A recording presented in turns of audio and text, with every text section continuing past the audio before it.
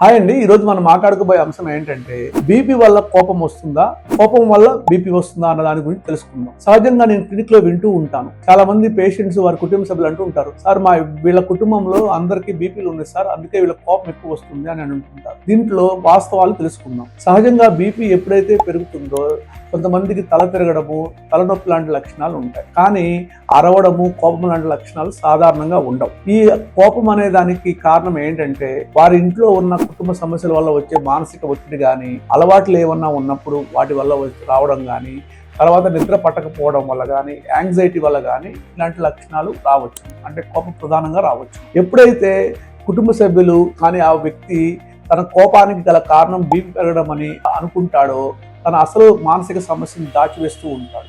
దానివల్ల సమస్య పెరిగి తీవ్రమవుతూ ఉంటుంది. మనం కోపం అనేది చాలా సార్లు శారీరక సమస్య కాదు, అది మనసు తన యొక్క ప్రాబ్లంను చెప్పే విధానం. కాబట్టి కోపం ఎప్పుడైనా వచ్చినప్పుడు బీపీ అని అనుకోరాదు.